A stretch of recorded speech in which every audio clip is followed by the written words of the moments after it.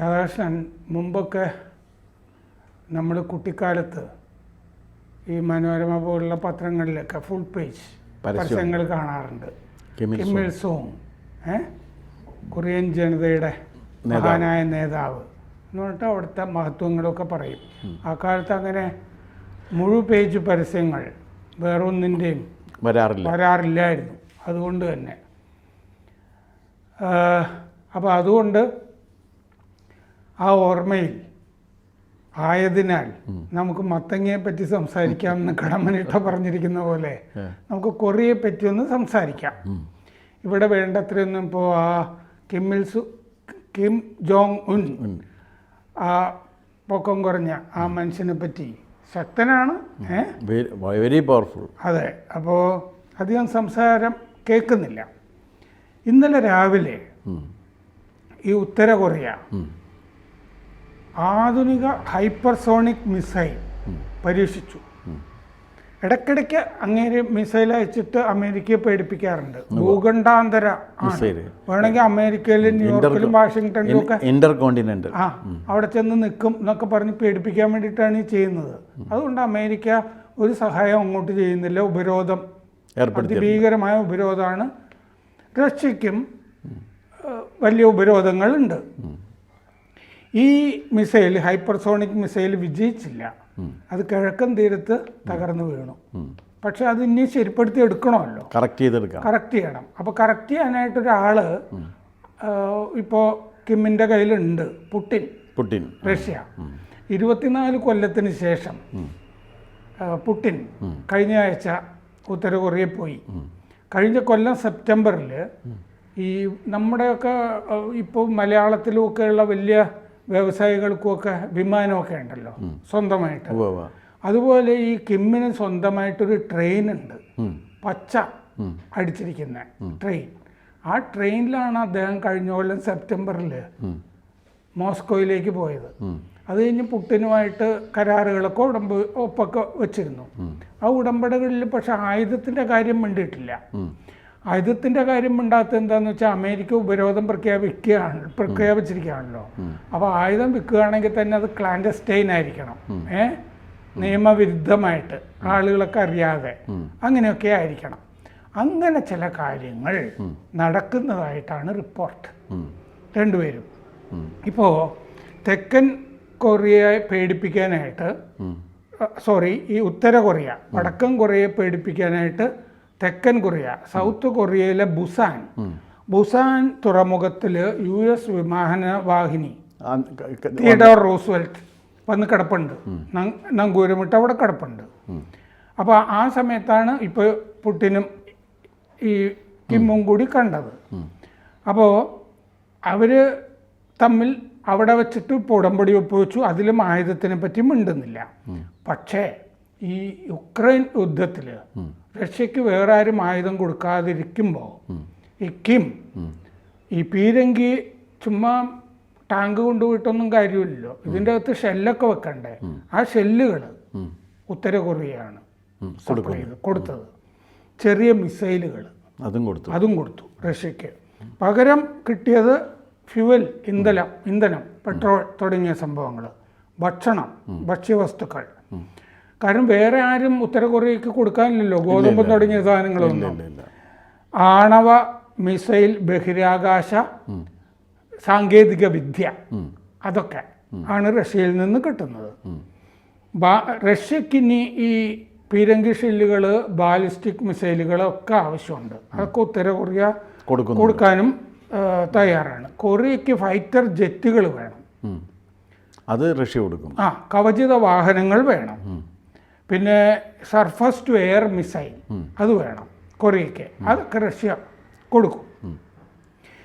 ഈ പറഞ്ഞ പോലെ സെപ്റ്റംബറിൽ കിം അങ്ങോട്ട് പോയി കഴിഞ്ഞപ്പോൾ അവർക്കൊരു സാറ്റലൈറ്റ് പ്രോജക്റ്റ് ഉണ്ട് ഉത്തര കൊറിയയ്ക്ക്. ആ ഉപഗ്രഹ പദ്ധതിക്ക് സഹായം കൊടുക്കാം എന്ന് റഷ്യ ഏറ്റിട്ടുണ്ട്. മുമ്പ് അന്തർവാഹിനികൾ കൊടുത്തിട്ടുണ്ട് ഉത്തര കൊറിയയ്ക്ക് റഷ്യ. അപ്പോൾ ബാലിസ്റ്റിക് മിസൈലുകൾ കടലിനടിയിൽ കിടക്കുന്ന, ഉപരിതലത്തിൻ്റെ താഴെ കിടക്കുന്ന അന്തർവാഹിനിയിൽ നിന്ന് അയക്കണം ഈ കിമ്മിന്. അതാണ് അങ്ങേരുടെ ആഗ്രഹം. അപ്പോൾ അങ്ങനത്തെ ആണവ മിസൈൽ ന്യൂക്ലിയർ വാർഹെഡ്സ് അയക്കാവുന്ന അന്തർവാഹിനി കിമ്മിൻ്റെ ആഗ്രഹ പട്ടികയിൽ ഉണ്ടെന്ന് അമേരിക്കയ്ക്ക് അറിയാം. ചിലപ്പോൾ റഷ്യ സഹായിക്കും. ശരിക്കും അമേരിക്ക പേടിച്ചിരിക്കുകയാണ് ഇത്തരം കാര്യങ്ങളിലൊക്കെ. അപ്പോൾ വടക്ക് കിഴക്ക് ഈ റഷ്യയും കൊറിയയും തമ്മിൽ അതിർത്തിയുണ്ട്, ചെറിയ അതിർത്തിയാണ്. പിന്നെ ട്യൂമൻ നദിയിൽ ഒരു റെയിൽ പാലമുണ്ട്. ഇത് കൂടിയൊക്കെ അങ്ങോട്ട് പോവാം റഷ്യയിൽ നിന്ന് ഉത്തര കൊറിയയിലേക്ക്. അപ്പോൾ തീവണ്ടിയിലാണ് ഈ പീരങ്കി ഷെല്ലുകളൊക്കെ കൊണ്ടുപോകുന്നത് ആ റെയിൽ പാലത്തിൽ കൂടി. റഷ്യയുടെ കിഴക്കൻ തുറമുഖങ്ങളിൽ നിന്ന് കപ്പലുകൾ പോകുന്നതായിട്ട് ശ്രദ്ധയിൽ വന്നിട്ടുണ്ട്. വിവരമുണ്ട്. വിവരം എന്ന് പറഞ്ഞാൽ എങ്ങനെയാ? 4 കൊറിയൻ കപ്പലുകൾ റഷ്യയിലെ വോസ്റ്റോച്ചിനി തുറമുഖത്ത് കിടക്കുന്നത് പ്ലാനറ്റ്സ് ലാബ്സ് എന്ന് പറഞ്ഞാൽ അമേരിക്കൻ സ്വകാര്യ കമ്പനി ഈ ഇമേജ് വഴി ഉപഗ്രഹ ചിത്രങ്ങൾ എടുക്കുന്ന ഉപഗ്രഹ ചിത്രത്തിൽ കണ്ടിട്ടുണ്ട്. അപ്പോൾ കൊറിയ എന്തൊക്കെയാണ് ചെയ്യുന്നത്, പുടിൻ എന്തൊക്കെയാണ് ചെയ്യുന്നത്, ഈ വിവരമൊക്കെ ഉണ്ട്. അപ്പോൾ ഈ ഉപരോധം പ്രഖ്യാപിച്ചിട്ട് ഇവരെയൊക്കെ ഒതുക്കാം, ഭക്ഷണം കൊടുക്കില്ല എന്നൊക്കെ അമേരിക്ക, യൂറോപ്പ് ഒക്കെ കരുതി യുക്രൈൻ യുദ്ധമായി. സത്യത്തിൽ യുക്രൈൻ യുദ്ധം ഉണ്ടായിട്ട് ഉപരോധമൊക്കെ പ്രഖ്യാപിച്ചിട്ട് ഇപ്പോൾ യൂറോപ്പും അമേരിക്കയൊക്കെയാണ് ഈ വലഞ്ഞു നിൽക്കുന്നത്. കാരണം ശരിക്കും ഗോതമ്പൊക്കെ നന്നായിട്ട് ഉൽപ്പാദിപ്പിച്ച സ്ഥലമാണ് യുക്രൈൻ. അപ്പം അങ്ങനെ ഭക്ഷ്യവസ്തുക്കളൊക്കെ യൂറോപ്പിന് കിട്ടാതെയൊക്കെ കെണിഞ്ഞിരിക്കുകയാണ്. നമ്മളൊക്കെ ആണെങ്കിൽ, ഇന്ത്യയൊക്കെ ആണെങ്കിൽ ധാരാളം പെട്രോളും ഒക്കെ മേടിച്ച് നമുക്കിപ്പോൾ ഡോളറിലും കൊടുക്കണ്ട, നമ്മുടെ പൈസയ്ക്ക് അങ്ങോട്ടും ഇങ്ങോട്ടൊക്കെ കൊടുത്താൽ മതി. ഈ സിറ്റുവേഷനിലാണ് ഇപ്പോൾ നിൽക്കുന്നത് ഉത്തര കൊറിയ, റഷ്യ. ശരിക്കും അമേരിക്ക ഈ പേടിച്ചിരിക്കുകയാണ്. ഇപ്പോൾ നമ്മളെപ്പോലുള്ള ഇത് രാജ്യങ്ങൾ വൻ ശക്തിയായിട്ട് വരുന്നു. ഇപ്പോൾ നാളെ തന്നെ നമ്മൾ കടപ്പത്ര JP മോർഗൻ കടപ്പത്ര ഇൻഡെക്സിൽ നമ്മൾ ഇടം നേടി വരാൻ പോവാണ്. അപ്പോൾ നമുക്ക് 1 ലക്ഷം കോടി രൂപ കഴിഞ്ഞ സെപ്റ്റംബറിൽ നമ്മളിതിൽ വരാൻ പോവുകയാണെന്ന് JP മോർഗൻ കമ്പനി പറഞ്ഞിരുന്നു. അതുകൊണ്ട് തന്നെ ഇപ്പോൾ 1 ലക്ഷം കോടിയോളം 90,000 കോടി വന്നു കഴിഞ്ഞു. അത് നമുക്ക് ഉപയോഗിക്കാൻ കഴിയുന്നത് ഈ ഇൻഫ്രാസ്ട്രക്ചർ. സാധാരണ നമ്മൾ നമ്മുടെ മേത്ത് നികുതി അടിച്ചേൽപ്പിച്ചിട്ടാണ് അടിസ്ഥാന സൗകര്യത്തിനൊക്കെ പൈസയൊക്കെ കണ്ടെത്തിയിരുന്നത്. അങ്ങനെ കടപ്പത്രം ഇറക്കുക, അത് ആളുകൾ മേടിക്കുക. അത് ചിലപ്പോൾ 40 കൊല്ലത്തേക്കൊക്കെ ആയിരിക്കും. ഇൻഷുറൻസ് കമ്പനികളൊക്കെ 40 കൊല്ലത്തേക്കുള്ള കടപ്പത്രമൊക്കെ മേടിക്കും. ഓരോ കാര്യങ്ങൾക്ക് വേണ്ടിയിട്ടാണ് കടപ്പത്രം ഇറക്കുന്നത്. അപ്പോൾ അങ്ങനെ വിദേശ നിക്ഷേപം പോളണ്ടിൽ നിന്ന്, ചെക്കോസ്ലോവാക്യയിൽ നിന്ന്, ദക്ഷിണാഫ്രിക്കയിലൊക്കെ ഈ വിദേശ നിക്ഷേപം കടപ്പത്രത്തിൽ വന്നിരുന്നത് ഇങ്ങോട്ട് ഷിഫ്റ്റ് ചെയ്യാണ് പല സ്ഥലത്തു നിന്നും, തായ്ലൻഡിൽ നിന്നുള്ളതൊക്കെ. ഡെവലപ്പിംഗ് രാജ്യം വലിയ ചെയ്യുന്ന എമർജിങ് മാർക്കറ്റ്സിലേക്കുള്ള ഇൻഡെക്സ് ആണ് JP മോർഗൻ ഇൻഡെക്സിൽ നമ്മൾ നാളെ വരും. അപ്പോൾ അങ്ങനെ നിൽക്കുമ്പോഴാണ് ഈ ഒരു ശാക്തിക പ്രശ്നം. അല്ല, ഇതിൽ ഒരു കാര്യമുള്ളത്, അമേരിക്ക പഴയ തറവാട്ടുകാരനവരെ പോലെയാണ് ഇരിക്കുന്നത്. ആ പഴയ തറവാട്ടുകാരനവർക്ക് അന്ന് ഉണ്ടായിരുന്ന അന്തരീക്ഷത്തിൽ ഭൂമിയുടെ മുഴുവൻ കാര്യങ്ങളുണ്ടായിരുന്നു, ഫ്യൂഡൽ പ്രഭുവായിട്ടിരിക്കുകയായിരുന്നു. പക്ഷേ കാലം മാറിയതനുസരിച്ചിട്ട് ഒരുപാട് പേർക്ക് പല തരത്തിലുള്ള ശക്തികൾ കടന്നു വന്നിട്ടുണ്ട്, പണം ഉണ്ടായൊന്നും. അതെ, ഇപ്പോൾ അതിൽ വേറൊരു ഡെവലപ്മെൻറ്റ് വന്നത് ഡോളറിന് വില കുറഞ്ഞ കൊണ്ടാണ് ഇടിയുന്നു യുക്രൈൻ യുദ്ധം കാരണം എന്നുള്ളതുകൊണ്ടാണ് നമ്മൾ പുറത്ത് വാങ്ങി ബാങ്ക് ഓഫ് ഇംഗ്ലണ്ടിൽ സൂക്ഷിച്ചിരുന്ന 100 ടൺ സ്വർണം കൊണ്ടുവന്ന് നമ്മളിപ്പോൾ കഴിഞ്ഞ 1 കൊല്ലം വാങ്ങിയതിനേക്കാൾ കൂടുതൽ കഴിഞ്ഞ 4 മാസം കൊണ്ട് വാങ്ങിച്ചിട്ടുണ്ട്. കാരണം നമുക്ക് അത്രയും 840 ടൺ. അല്ല, രാജ്യത്തിൻ്റെ സാമ്പത്തിക രംഗത്തുണ്ടാകുന്ന വളർച്ച അല്ല അമേരിക്കയുടെ പ്രശ്നമാണ്. അമേരിക്കയുടെ പ്രശ്നമാണ്. നമ്മളടക്കമുള്ള വികസിത രാജ്യങ്ങൾ, വികസിച്ചുകൊണ്ടിരിക്കുന്ന രാജ്യങ്ങൾ, വളരെ പെട്ടെന്ന് വികസിച്ചുകൊണ്ടിരിക്കുകയും സാമ്പത്തിക ശക്തിയായി മാറിക്കൊണ്ടിരിക്കുന്ന രാജ്യങ്ങൾ ഒരു വശത്ത് വരുന്നു. അത് അമേരിക്കക്ക് ഒട്ടും ഇഷ്ടമുള്ള കാര്യമല്ല. അമേരിക്കയെ സംബന്ധിച്ചിടത്തോളം അമേരിക്ക അല്ലാതെ ലോകത്താരെങ്കിലും ഏതെങ്കിലും ഒരു കാര്യത്തിൽ 1-ാം സ്ഥാനത്തെത്തുന്നത് അവർക്ക് സഹിക്കാൻ പറ്റുന്നതല്ല. സഹിക്കാനേ പറ്റില്ല. ഇന്ത്യയുടെ കാര്യം ഒട്ടും സഹിക്കുന്നില്ല അവർ. അതുകൊണ്ട് ചൈനയെ, പാകിസ്ഥാനെ ഇങ്ങനെ ഓരോരുത്തരും അവരിങ്ങനെ ഇൻസ്റ്റിഗേറ്റ് ചെയ്തുകൊണ്ട്. പക്ഷേ ഇതേ തന്ത്രമാണ് പുട്ടിൻ്റെ അടുത്തെടുത്തത്. പുട്ടിൻ്റെ അടുത്ത് പക്ഷേ അത് ഓടിയില്ല. മാത്രവുമല്ല, പുട്ടിന് സ്വന്തം നിലക്ക് നിൽക്കാനുള്ള കൽപ്പുണ്ട്. അയാൾക്കിപ്പോൾ ആയുധം വേണമെന്നുണ്ടെങ്കിൽ കൊറിയയിൽ നിന്ന് കിട്ടും, കൊറിയക്ക് വേണ്ടത് അയാൾ കൊടുക്കും. അപ്പോൾ 2 കൂട്ടർക്കും പ്രയോജനമുള്ള കാര്യം വന്ന് അപ്പോൾ ഉപരോധം കൊണ്ടുള്ള ഫലമില്ലാതെ പോവുകയാണ്. ഫലമില്ലെങ്കിൽ പിന്നെ ഉപരോധത്തിന് എന്ത്, ആ വെപ്പൺ ഒബ്സലീറ്റായില്ലേ? അതെ, ഉപരോധം ഒരു യുദ്ധത്തിലൊരു വെപ്പണാണ്. പക്ഷേ ആ വെപ്പൺ ഇപ്പോൾ ഒബ്സലീറ്റായി. ഇനി അത് പ്രയോഗിക്കാൻ പറ്റില്ല, ഉപയോഗിച്ചിട്ട് കാര്യമില്ല.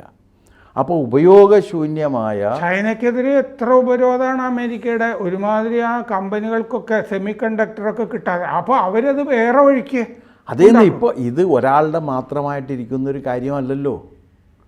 ഈ അറിവ് എന്ന് പറയുന്ന സാധനം വെച്ചുകൊണ്ടാണ് ഇപ്പം മുഴുവൻ യുദ്ധങ്ങളും നടക്കുന്നത്. ആ അറിവ് ഒരാൾക്ക് മാത്രമായിട്ട് സൂക്ഷിച്ചു വെക്കാൻ കഴിയുന്ന കാലം കഴിഞ്ഞു പോയി. അതുകൊണ്ട് തന്നെ ഈ അറിവ് അവിടെ ഉണ്ടെങ്കിൽ വേറൊരു മാർഗത്തിലൂടെ ഈ അറിവ് മേടിച്ചു കഴിഞ്ഞാൽ പിന്നെ ഈ കാര്യങ്ങൾ അവിടെ ഉണ്ടാക്കാമല്ലോ. അതെ, ഇപ്പോൾ അവിടെ നിന്ന് തന്നെ ഉണ്ടാക്കി കിട്ടണമെന്നില്ലല്ലോ. ഇല്ലല്ലോ. അപ്പോൾ അങ്ങനെ വരുമ്പോൾ സ്വാഭാവികമായിട്ടും റഷ്യയും കൊറിയയും തമ്മിലുണ്ടാക്കിയിരിക്കുന്ന, ഉത്തര കൊറിയ വടക്കൻ കൊറിയയും തമ്മിലുണ്ടാക്കിയിരിക്കുന്ന ഇപ്പോഴത്തെ നയതന്ത്ര ബന്ധം ഒരു സംശയവും വേണ്ട, അമേരിക്കയ്ക്ക് ഭീഷണി തന്നെയാണ്. പിന്നെ വേറൊരു കാര്യമുണ്ട്, അവർക്ക് രണ്ടുപേർക്കും അമേരിക്കയെ പേടിയില്ല. പിന്നെ വേറൊരു കാര്യമുണ്ട്, ആ നോർത്ത് കൊറിയക്കാരനുണ്ടല്ല, അയാൾ അമേരിക്കയ്ക്കെതിരെ എന്നല്ല ആർക്കെതിരെ എന്ത് ചെയ്യാനും ഒരു മടിയില്ലാത്ത ഒരാളാണ്. അതെ, അയാൾക്ക് അയാളുടെ ഭരണമാണ് അവിടെ ഉള്ളത്, അയാൾക്കെതിരെ ആരുമില്ല. അയാളുടെ വില്ല് എന്താണോ അതാണ് അവിടെ ഭരണവ്യവസ്ഥയായിട്ടും നിയമമായിട്ടും ഒക്കെ വരുന്നത്. മാത്രമല്ല അമ്മാവനോ മറ്റേതോ മീറ്റിങ്ങിലോ ഉറങ്ങി എന്ന് പറഞ്ഞിട്ടൊക്കെ വെടിവെച്ച് കൊന്ന ഒരു കക്ഷിയാണ് ഇത്.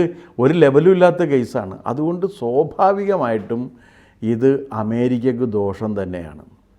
എന്ന് മാത്രമല്ല, ഈ പഴയ കാരണവരെ പോലെ തന്നെ എത്ര പെട്ടെന്ന് ഈ ചാരുകസേരയിൽ നിന്ന് എഴുന്നേറ്റ് എല്ലാവരോടൊക്കെ ഒപ്പം നീങ്ങാൻ കഴിയുന്നുവോ അങ്ങനെ നീങ്ങുന്നതായിരിക്കും ഇനി അമേരിക്കയ്ക്കും നല്ലത്.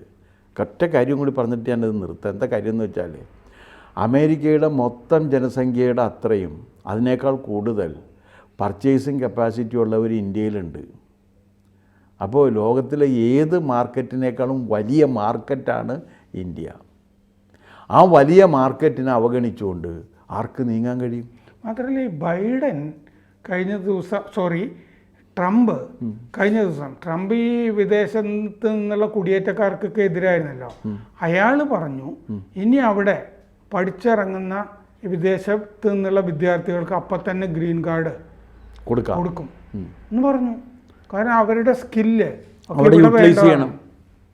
അവിടെ യൂട്ടിലൈസ് ചെയ്യണം. അല്ല, മാർക്കറ്റ് എടുത്ത് നോക്കുക. അമേരിക്കയുടെ ടോട്ടൽ പോപ്പുലേഷൻ എത്രയാണോ അതിനേക്കാൾ കൂടുതലാണ് പർച്ചേസിങ് കപ്പാസിറ്റിയുള്ള ഇന്ത്യക്കാരുടെ എണ്ണം. അപ്പോൾ മാർക്കറ്റ് വലുതേതാണ്? അമേരിക്കൻ മാർക്കറ്റ് സാച്ചുറേഷൻ പോയിന്റിലാണ്. വാസ്തവം. ആ സാച്ചുറേഷൻ പോയിന്റ് എത്തിയിരിക്കുന്ന മാർക്കറ്റ് അവിടെ നിൽക്കുമ്പോൾ ഇവിടെ ഫ്ലറിഷ് ചെയ്തുകൊണ്ടിരിക്കുന്ന മാർക്കറ്റാണ്. കാരണം അവിടെ ട്രഷറി പൂട്ടുന്ന ട്രഷറി സെക്രട്ടറി ഇടയ്ക്കിടയ്ക്ക് പറയാറുണ്ട് കട എടുക്കണം. അപ്പോൾ അതുകൊണ്ട് പിന്നെ അവിടുത്തെ ട്രഷറി ബോണ്ടിൽ ഏറ്റവും കൂടുതൽ നിക്ഷേപിച്ചിരിക്കുന്നത് 1ാം സ്ഥാനം ജപ്പാൻ, 2ാം സ്ഥാനം ചൈന. ഇവർ പതുക്കെ വിത്ത്ഡ്രോ ചെയ്തുകൊണ്ടിരിക്കുകയാണ്. ചൈനയും സ്വർണത്തിൽ നിക്ഷേപിക്കുന്നുണ്ട്. കാരണം ഡോളറിന് വില ഇടിയുന്നതുകൊണ്ട് ഡോളർ. അത് മാത്രമല്ല പല രാജ്യങ്ങളുമായിട്ടും നമ്മൾ ഇന്ത്യൻ റുപ്പിയിൽ പർച്ചേസ് നടത്തി തുടങ്ങി. അത് അമേരിക്കക്ക് സഹിക്കുന്ന കാര്യമല്ല. പെട്രോള് വന്ന കാലത്ത് ഇപ്പോൾ സൗദി അറേബ്യ കഴിഞ്ഞ ദിവസം പെട്രോൾ ഡോളർ കച്ചവടം അവസാനിപ്പിച്ചു. ഓരോ രാജ്യങ്ങളും അല്ല, നമുക്കൊരു ഇന്ത്യൻ റുപ്പി കൊടുത്തു കഴിഞ്ഞാൽ പെട്രോൾ കിട്ടും. അപ്പോൾ അമേരിക്ക പെട്രോൾ ഡോളർ എന്ന് പറഞ്ഞ ആശയം തന്നെ ഇല്ലാതെയാകുകയാണ്. അപ്പോൾ ഡോളറിൻ്റെ പ്രാമുഖ്യമാണ് ഇല്ലാതെയാകുന്നത്. മുമ്പ് ഇപ്പോൾ നമ്മളങ്ങനെയല്ല. മുമ്പ് നമ്മൾ വിദേശത്ത് പോകണമെങ്കിൽ ഡോളർ ഇടും. ഇപ്പം അങ്ങനെയല്ല. വിദേശത്ത് പോകണമെങ്കിൽ നമ്മുടെ കാശുമായിട്ടും പോയി കഴിഞ്ഞാൽ നടക്കാവുന്ന ഒരു അന്തരീക്ഷത്തിലേക്ക് നീങ്ങിക്കൊണ്ടിരിക്കുകയാണ്. ഇപ്പോൾ വന്നിട്ടില്ല, അത് നീങ്ങുന്നു. ഇപ്പോൾ റഷ്യയിൽ നമ്മൾ പോവുകയാണെങ്കിൽ ഡോളർ വേണ്ടല്ലോ. മാത്രമല്ല ഡിജിറ്റൽ കറൻസിയിലേക്ക് മാറും. ഡോളർ വേണ്ട. അപ്പോൾ ലോകം മാറുന്നതും അമേരിക്കയ്ക്കെതിരായിട്ട് തീരുന്നു എന്നുള്ളതാണ്. എന്തായാലും ശരിയാണ്, ഈ ഉത്തര കൊറിയയും റഷ്യയും തമ്മിലുള്ള ഇടപാട് അമേരിക്കയ്ക്ക് തീർച്ചയായിട്ടും അമേരിക്കയുടെ ഉറക്കം കിടത്തും എന്നുള്ള കാര്യത്തിൽ തർക്കമില്ല.